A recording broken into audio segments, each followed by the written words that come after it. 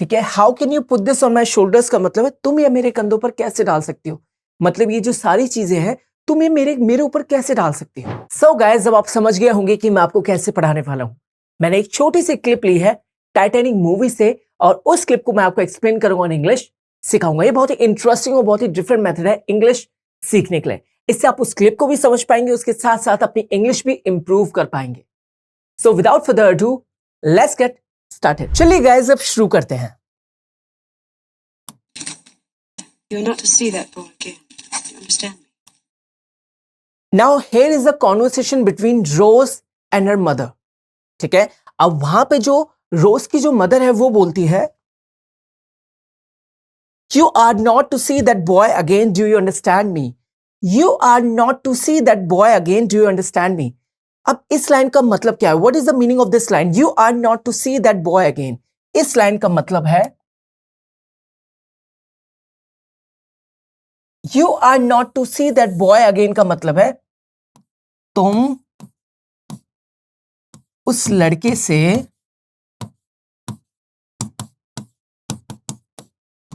फिर कभी नहीं मिलोगी।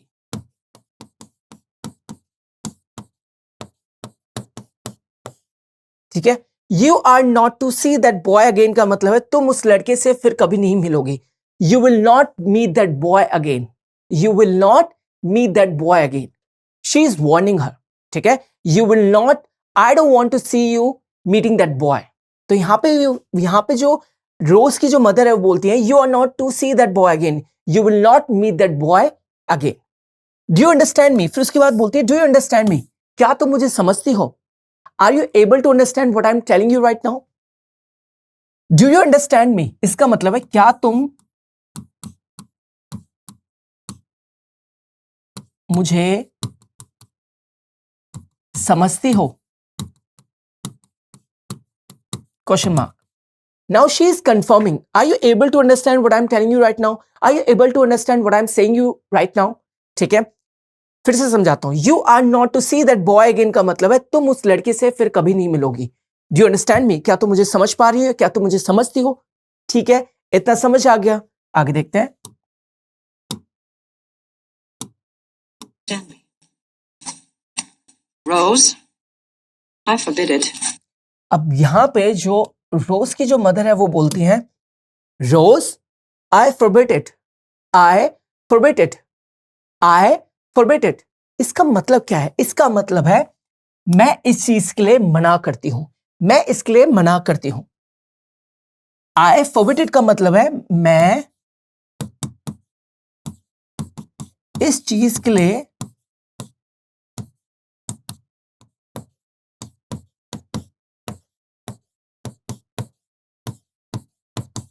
मना करती हूं। किस चीज के लिए मना करती हूं? That you are not allowed to meet that boy again. ठीक है। You are not allowed to see that boy again. इस चीज के लिए मना करती हूं।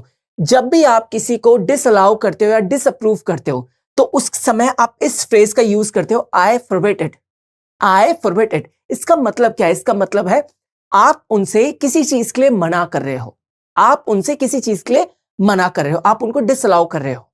ठीक है। इसका मतलब क्या है? मैं इस चीज के लिए मना करती हूं। किस चीज के लिए? उस लड़के से मिलने के लिए। किसके लिए? एक्टर के लिए। ठीक है, समझ आ गया? बिल्कुल। आगे देखते हैं। I forbid it. Oh, stop it, mother. You'll give yourself a nosebleed. अब यहां पे जो रोज है वो एक ह्यूमरस वे में बोलती है oh stop it mother, you will give yourself a nose bleed. Oh stop it mother. Oh stop it mother का मतलब क्या है? ओ स्टॉप इट मदर का मतलब है ओ बस करो मां, ओ बस करो मां। ठीक है। और ये जो फ्रेज है you will give yourself a nose bleed, इसका अगर मैं आपको हिंदी में बताऊं, जिसे हम कभी बोलते हैं ना कि नहीं तो तुम्हारा सर फट जाएगा, नहीं तो तुम्हारी नाक से खून बह जाएगा। ठीक है। इतने परेशान मत हो, इतने इतने ज्यादा चिंता मत करो, नहीं तो तुम्हारे सर से, नहीं तो तुम्हारा सर फट जाएगा, नहीं तो तुम्हारा नाक से खून निकल आएगा। ठीक है। जैसे हम कभी कभी मजाक में बोलते हैं, ठीक है, कि इतनी ज्यादा चिंता मत करो, इतने ज्यादा परेशान मत रहो, नहीं तो तुम्हारा सर फट जाएगा, नहीं तो तुम्हारी नाक से खून बह जाएगा। तो उसके लिए आप इस फ्रेज का यूज करते हो इंग्लिश में, ठीक है। जैसे अगर आपको किसी को बोलना हो कि ओ बस करो नहीं तो तुम्हारे सर फट जाएगा, तो आप बोलेंगे oh stop it, otherwise you will give yourself a nose bleed. Oh stop it, otherwise you will give yourself a nose bleed. You will give yourself a nose bleed का हिंदी में इसका मतलब क्या होता है? हिंदी में इसका मतलब होता है एक तरीके से नहीं तो तुम्हारा सर फट जाएगा या नहीं तो तुम्हारी नाक से खून बह जाएगा, इतना परेशान मत हो, ठीक है। समझ में आ गया? बिल्कुल। स्टॉप इट मदर मतलब ओ बस करो मां। You will give yourself a mother, you will give yourself a nose bleed, इस फ्रेज का हिंदी में मतलब होता है एक तरीके से कि नहीं तो तुम्हारा सर फट जाएगा या तुम्हारी नाक से खून बह जाएगा, ठीक है। समझ में आ गया? बिल्कुल अच्छे तरीके से। आगे देखते हैं, चलिए गाइस अब आगे देखते हैं। This is not a game. अब यहां पे जो रोज की जो मदर है वो बोलती है this is not a game, this is not a game, यह कोई खेल नहीं है, ठीक है। This is not a game मतलब यह कोई खेल नहीं है, यह कोई खेल नहीं है। हम कितनी बार बोलते हैं कि इस चीज को इतना सिंपल मत लो, ये कोई खेल नहीं है, this is not a game, this is not a game, ठीक है। समझ आ गया? आगे देखते हैं। Our situation is precarious. You know the money's gone. अब यहां पर रोज की मदर आगे बोलती है our situation is precarious, our situation is precarious, you know the money is gone, our situation is precarious, you know the money is gone. Now what is the meaning of this line, our situation is precarious? well guys the meaning of this line is हमारी स्थिति अस्थिर है, हमारी स्थिति नाजुक है, हमारी स्थिति कठिनाइयों से भरी हुई है, ठीक है। Our situation is precarious मतलब our situation is difficult right now, हमारी स्थिति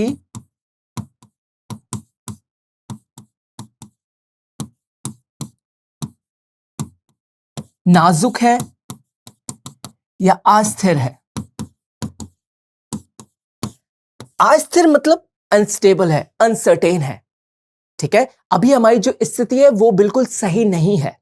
Our situation is precarious मतलब our situation is uncertain, our situation is unstable, हमारी जो सिचुएशन है, हमारी जो स्थिति है वो बिल्कुल भी सही नहीं है, वो बिल्कुल भी स्टेबल नहीं है, ठीक है। हमारी जो स्थिति है वो बहुत ही नाजुक है, ठीक है, कभी भी कुछ भी हो सकता है, ठीक है।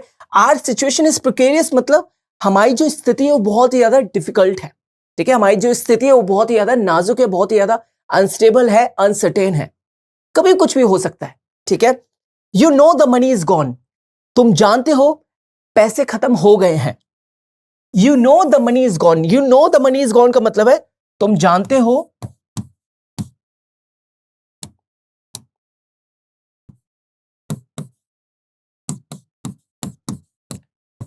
पैसे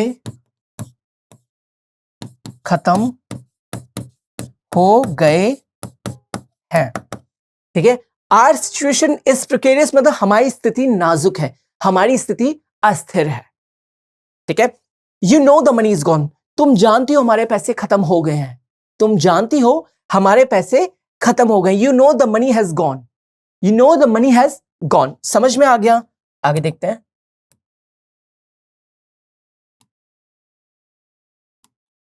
Of course I know it's gone. अब यहां पे जो रोज है वो बोलती है of course I know it's gone, of course I know it's gone. Now the meaning of this line is of course मतलब बिल्कुल,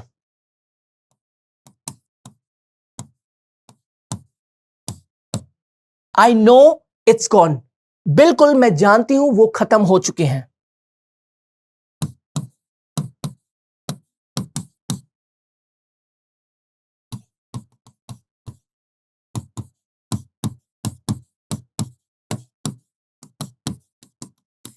ठीक है, of course I know it's gone इसका मतलब है बिल्कुल, ऑफ कोर्स मतलब बिल्कुल, आई नो मतलब मैं जानती हूं, इट्स गॉन अब यहां पे इट क्या है, मनी है। आई नो इट्स गॉन मतलब वह खत्म हो चुके हैं, पैसे खत्म हो चुके हैं।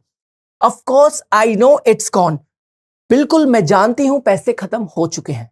बिल्कुल मैं जानती हूं पैसे खत्म हो चुके हैं. Of course I know it's gone. Of course I know it's gone. Of course I know it's gone. It's gone. ठीक है, इस तरीके से आपको बोलना है. ठीक है, समझ आ गया? बिल्कुल. आगे बढ़े. चलिए गाइस अब आगे देखते हैं. You remind me every day. अब यहां पे जो रोज है वो बोलती है You remind me every day. You remind me every day का मतलब क्या है? इसका मतलब है तुम मुझे हर दिन याद दिलाती हो. तुम मुझे हर दिन याद दिलाती हो. रिमाइंड मतलब याद दिलाना, एवरीडे मतलब हर दिन. ठीक है, यू रिमाइंड मी एवरीडे, तुम मुझे हर दिन याद दिलाती हो. Your father left us nothing but a legacy of bad debts hidden by a good name. That अब यहां पे जो रोज की मदर है वो बोलती है your father left us nothing but a legacy of bad debts hidden bye a good name. Your father left us nothing but a legacy of bad debts hidden bye good names. ये dates नहीं है, ये date है. क्या है? Dates. Dates मतलब कर्ज. Date मतलब कर्ज. Your father left us nothing. Your father left us nothing but a legacy of bad debts hidden bye a good name. इस लाइन का मतलब क्या है? इस लाइन का मतलब है your father left us nothing. इतने का मतलब है तुम्हारे फादर ने हमारे लिए कुछ नहीं छोड़ा. तुम्हारे फादर मतलब पिता ने हमारे लिए कुछ नहीं छोड़ा. But a legacy of bad debts. But a legacy of bad debts इसका मतलब क्या है? सिवाय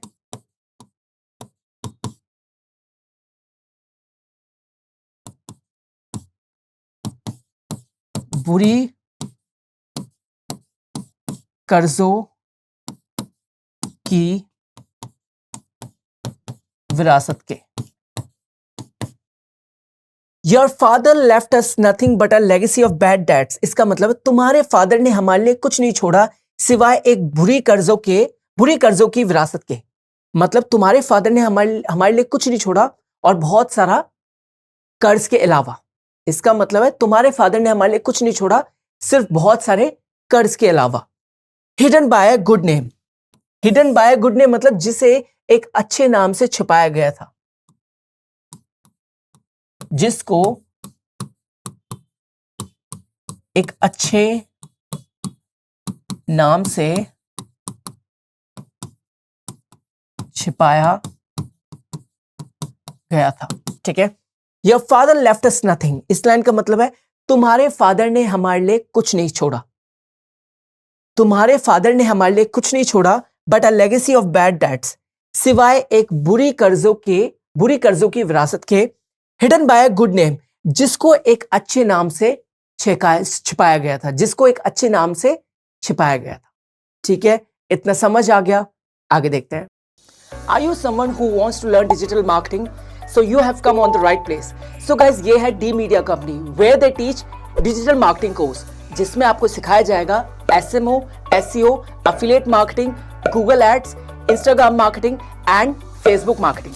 और ये सारी चीजें आपको सिखाई जाएंगी लाइव प्रोजेक्ट से. और इस कोर्स के साथ आपको पेड इंटर्नशिप भी दी जाएगी which will help you for your future. और यही नहीं, कोर्स के खत्म होने के बाद जॉब एश्योरेंस भी रहेगी. So guys, what you are waiting for? Just grab this opportunity and make your future bright. चलिए guys, अब आगे देखते हैं. hidden by a good name. That name is the only card we have to play.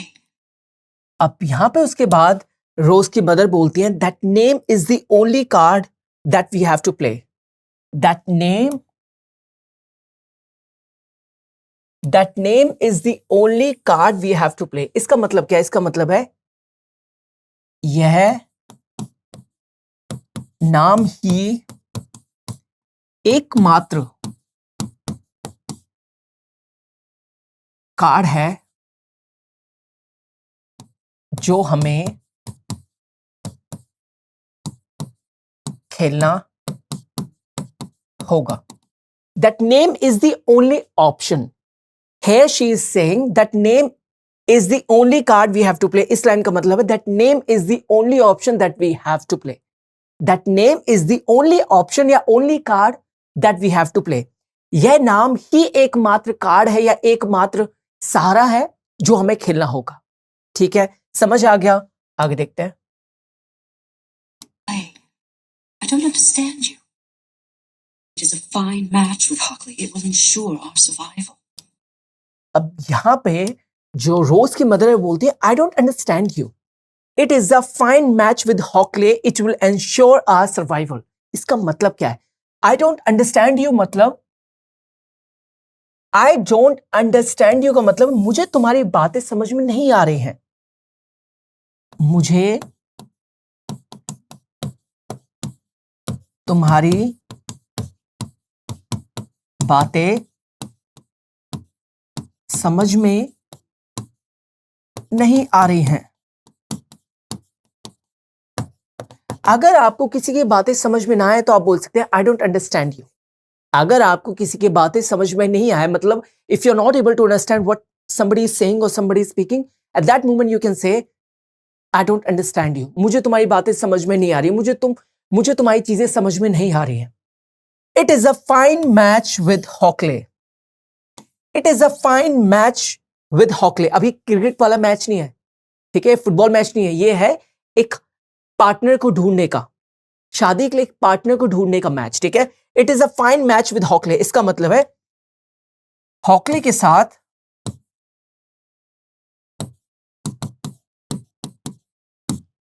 यह एक अच्छा mail है.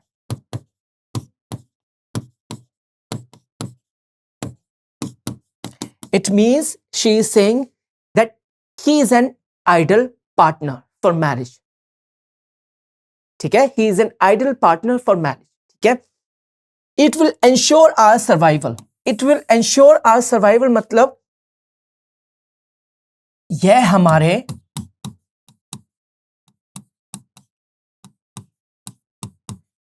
जीवित रहने को सुनिश्चित करेगा.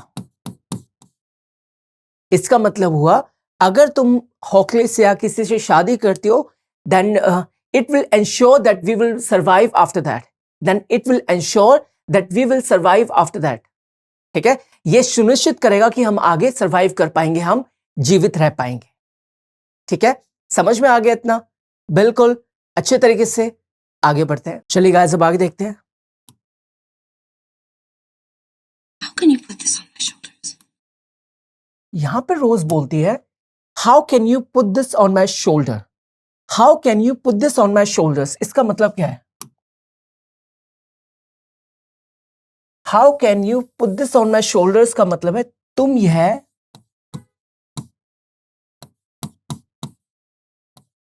मेरे कंधों पर कैसे डाल सकती हो. ठीक है, how can you put this on my shoulders का मतलब है तुम ये मेरे कंधों पर कैसे डाल सकती हो. मतलब ये जो सारी चीजें हैं तुम ये मेरे ऊपर कैसे डाल सकती हो. ठीक है, समझ में आ गया? आगे देखते हैं. Why are you being so selfish? अब यहां पे जो रोज की मदर है वो गुस्से में आके बोलती है why are you being so selfish.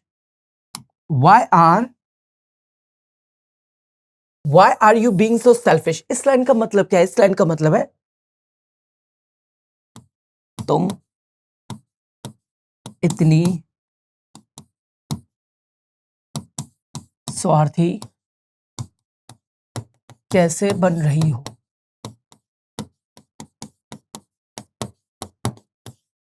Why are you being so selfish? इसका मतलब तुम इतनी स्वार्थी कैसे बन रही हो, तुम इतनी मतलबी कैसे बन रही हो. ठीक है, समझ में आ गया? आगे देखते हैं. अगर आपको किसी को बोलना हो कि तुम इतने मतलबी कैसे बन रहे हो तो आप बोल सकते हो Why are you being so selfish? Why are you being so selfish. समझ में आ गया? आगे देखते हैं। Being so selfish. I'm being selfish. अब यहां पे जो रोज है वो बोलती है आई एम बीइंग सेल्फिश। ठीक है, वो क्वेश्चन पूछती है I am being selfish. Now she is stunned. ठीक है, वो हैरान है कि उसकी मदर उसको बोल रही है that you are being selfish, but in reality she is not selfish person. ठीक है, आई एम बीइंग सेल्फिश मतलब मैं सेल्फिश बन रही हूं, मैं स्वार्थी बन रही हूं।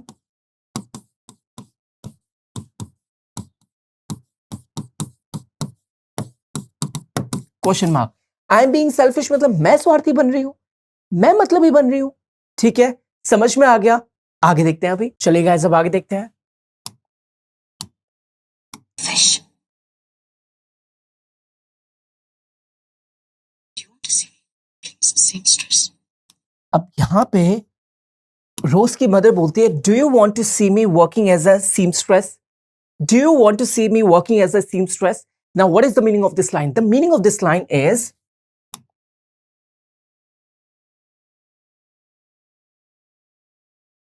क्या तुम मुझे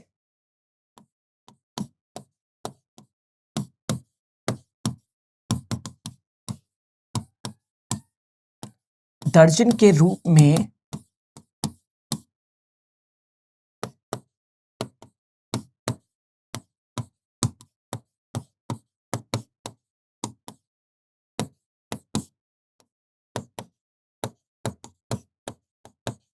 देखना चाहती हो? अब सीमस्ट्रेस कौन होता है? सीमस्ट्रेस एक महिला होती है जो कपड़े सीलती है। सीमस्ट्रेस एक महिला होती है जो कपड़े सीलती है। ठीक है, क्या बोला जाता है उसको? दर्जन बोला जाता है। सीमस्ट्रेस कौन होती है? वो महिला जो कपड़े सीलती है, वो महिला जो कपड़े सीलती है, उसको क्या बोला जाता है? सीमस्ट्रेस बोला जाता है। तो यहां पे रोज की मदर बोलती है do you want to see me working as a seamstress? क्या तुम मुझे दर्जन के रूप में काम करते हुए देखना चाहती हो? अब वो थोड़ा सा इमोशनली बोलती है कि क्या तुम मुझे एक दर्जन के रूप में, एक दर्जी के रूप में काम करते हुए देखना चाहती हो? ये बोलती है। आगे देखते हैं।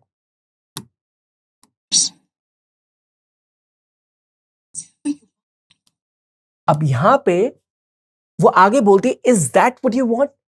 Is that what you want इसका मतलब क्या तुम यह चाहती हो?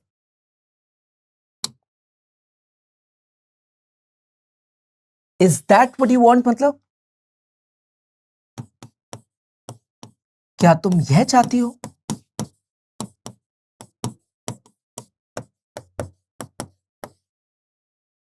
कि मैं एक सीमस्ट्रेस बन जाऊं, मैं जो कपड़े सीलने वाले काम होते हैं वो स्टार्ट कर दूं, क्या तुम यह चाहती हो? Is that what you want? Question mark. क्या तुम यह चाहती हो? क्या तुम यह चाहती हो? Now she is asking this question to her daughter कि is that what you want? Is that something you want? ठीक है, समझ में आ गया? सो गाइज यहां पे क्लास होती है ओवर। सो गाइज यहां पे क्लास होती है ओवर। आई होप आपको ये क्लास अच्छी लगी होगी और आपने बहुत सी चीजें इस क्लास से सीखी होंगी, जैसे बहुत सारे वर्ड्स, बहुत सारे फ्रेजेस, बहुत सारे सेंटेंसेस।